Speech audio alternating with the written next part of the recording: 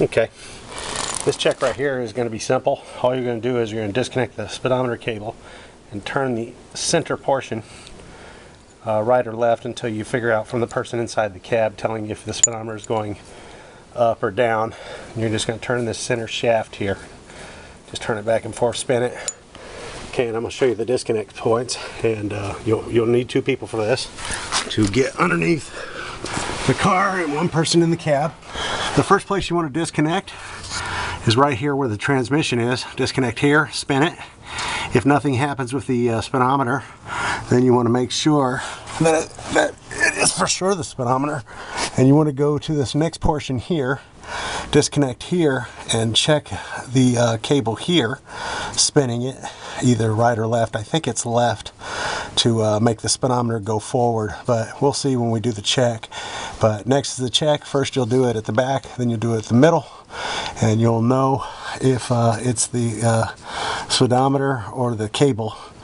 If it's further on, then I'll explain that in the next part here. There it goes. Yeah. All right, now let's have a test to see if the speedometer is good. All right. Okay. The speedometer should move a little. Yeah, it's moving. See it moving? Which way is it moving? It's moving counterclockwise. Okay, how about now? Clockwise. Hey, how fast are we going? Varying from 0 to 15, 0 to 35, 0 to 25. Right now that the cable where it goes from the speedometer to the engine compartment is good. You okay? So that tells you. Okay, so we checked the speedometer, and basically it's this cable here, right here where I got my hand, and it goes around across here, down here. If you can see my hand, can you see my hand goes down here, goes across and goes down across the frame itself. And you really can't see it. I'll show you underneath, and that's where I was testing to see if that's got any problems also.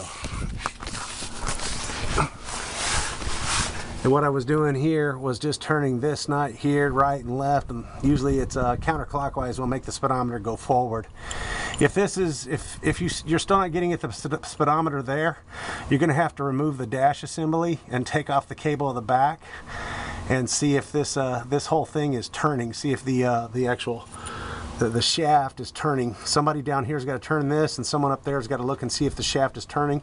If it is turning, then definitely the speedometer is bad. Once I'll say it again, if you're turning this and it's turning up there in the cab when you've disconnected it from the speedometer is then bad, okay?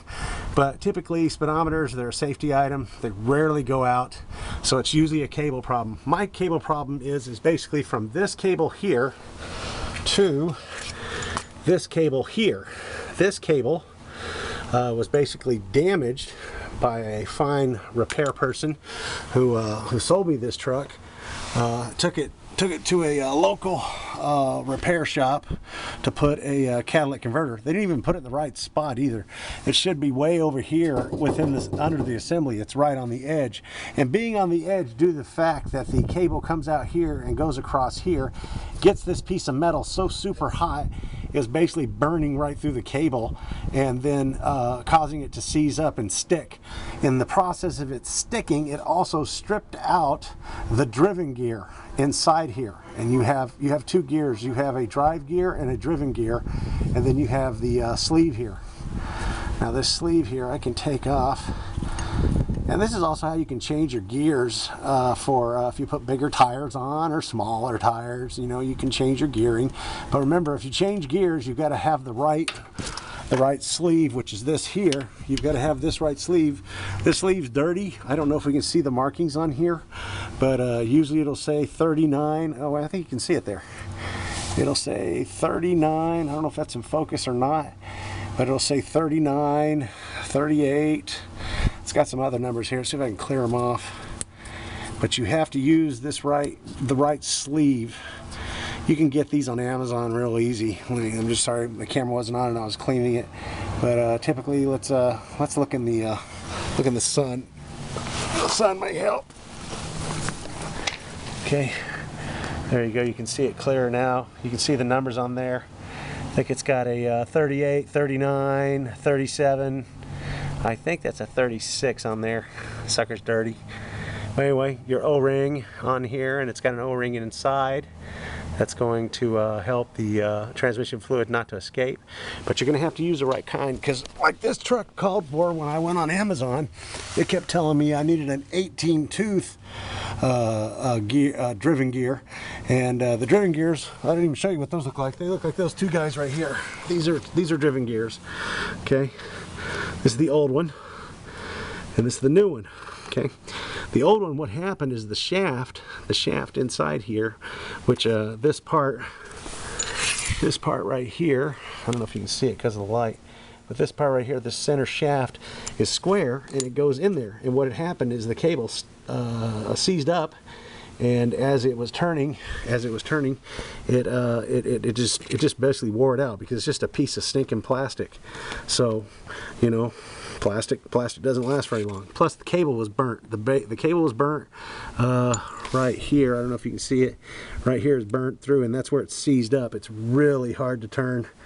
Really hard to turn, so I can see why it tore up the cable. Also, when you take this off, you're going to find out that there's a burn shield on there. I had to do some repair job on the burn shield because the welders of that muffler or catalytic converter burnt the heck out of that, so I had to fix that with some JB weld. But you definitely need that shield, that heat shield on there to keep this cable protected. But once you hook that back up and you put the gear back in, and put your sleeve back in, put your gear in first, and oh look, you can look right deep in there if you can see. There is, okay, the drive gear. Can you see it right there? The drive gear, it's a little orangey looking thing. That's your drive gear, okay? And those are the two things you change out. You change out your driven gear and your drive gear, and that's where you're going to determine if you've got big tires, little tires, and you'll have to look on an internet website to find out exactly what's going on here, you know, what you need to do, what gears you need to change, what you can leave and what you can't. And then also you have to change your sleeve because it has to be for the right type of teeth. And sometimes you can just leave the teeth and change the driven gear, and I mean the drive gear. And the drive gear will affect the driven gear, and vice versa. It's all very, very, very complicated in a certain sense. It's not really that complicated, but when you go bigger tires, usually the number goes lower, or it can go higher. It depends on what you're doing and how it's set up and which gears you're changing. So anyway, inside there, that gear just slides off. The other one slides out, and it's a real easy process. It's just getting that booger out sometimes, and that's why I was going to show you the tools that I use to get it out. Okay, mine was a ratchet. It was 10mm to get it out. I used an extension. Also, this is to tighten the cable on. Okay, this is to actually get the sleeve off. Use it to loosen it up a little, and then I use this to basically pull it out by hand. So it's pretty simple tools. I mean, a ratchet, a crescent wrench, a pair of grip pliers, and then sliding lock pliers. So I mean, it's not a hard job. It's just a time for waiting for parts and all that stuff to get it done. And also, you need to set up the truck really high so you don't lose a lot of transmission fluid. But anywho, putting it all to get back together, you just got to slide it in, line it up, and it's all good to go. I'll show you how you line it up after I get it installed, and then we'll go from there. Okay, basically I wanted to show you how the driven gear goes into the drive gear, I mean the sleeve, and basically it's real easy once you get it all cleaned up. Once again, I told you the numbers you can see on there: 36, 37, 38, 39 teeth gear, and this gear is a 39 teeth. What the first thing you want to do is clean it up. Then you want to lubricate this O-ring. This O-ring on the outside here. I'm trying to point with my finger here. Okay, the O-ring right here. You want to lube it up with a little bit of transmission fluid, and then you want to go ahead and just insert the new driven gear. Okay.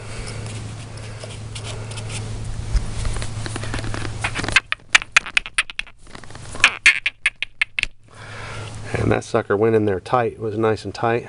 I'm sorry you missed that, but it was kind of hard to slide in there. But once you slide it in there, you have the facing where the cable actually connects to, and then you have the driven gear on the other side. So the long shaft goes through the whole body, and this the tighter it is, the less you have leaks. So that means my other one was leaking a little, so this will stop it from leaking a lot. Now once you get underneath here, let's get underneath here. All right. Of course, it's not the most loveliest transmission in the world, but we want to line up against the bolts. Okay, get that sucker in there. All right. And it's just basically a wiggle match. You just got to wiggle that sucker in there. That sucker does not want to go in there. It was a bear to get out too, so it's just doing the same thing it did before. Okay. Now, this is the brace that holds it on. Maybe the brace will drive it home, I don't know.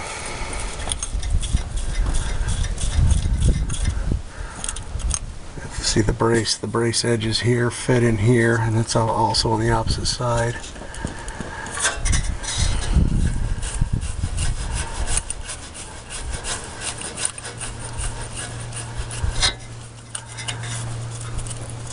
It doesn't look like it's going in there real easy. We gotta shake it.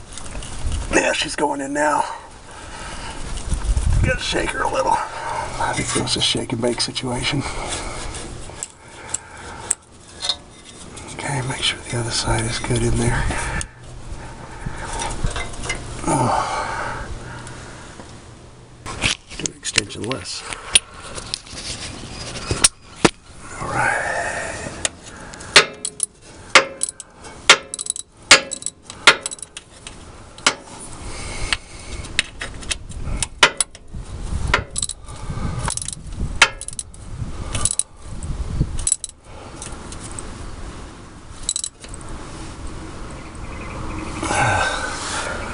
Looks like it's pretty snug there.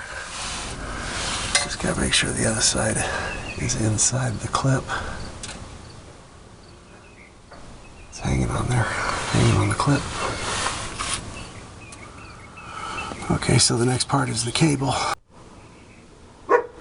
Okay, got the new cable in, connected all the way up to the firewall, all the way back through here underneath, and to the sleeve connector, and the speedometer cable connected nice and tight. Clamp down on the edges here where it's supposed to be on both sides, nice and clean, evenly spaced, and we should be good to go for a test drive and make sure the speedometer is working, and we should be done. So next time when someone does some welding on your car like they did here, you can see the damage. Let me give a finger here. You can see where it burned doggone protective shielding, and even put the muffler in the wrong spot, because the muffler should be somewhere in here, not right here, or the catalytic converter. And so it just basically roasted the cable. So you got to look out for things like that with muffler shops. They just like to throw them on real quick and get you out of their hair and move you on. So unfortunately they do damage stuff like that. I sure wouldn't want that guy welding near a gas tank of mine. So anyway, we're going to test drive it, make sure it works good. So here we go. So here we go. We're inside the cab. We're going to release the brake. We don't want to drive it too far because we don't know how much transmission fluid we lost, because we want to make sure we top it off after a job like this. You never know how much leaks out.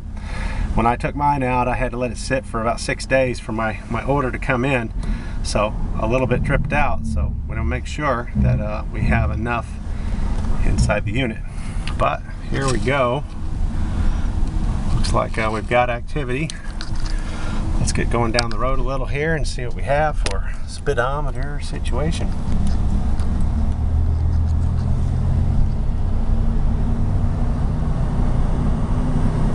It's pretty clean. Looks like it's working. Okay. Like I said, once you know it's working, you don't want to drive too far. Just make sure you're getting a good reading. I'm going to turn her around. Check my fluid level on my transmission and make sure everything's good to go. Make sure I didn't lose any. If I did, add to it.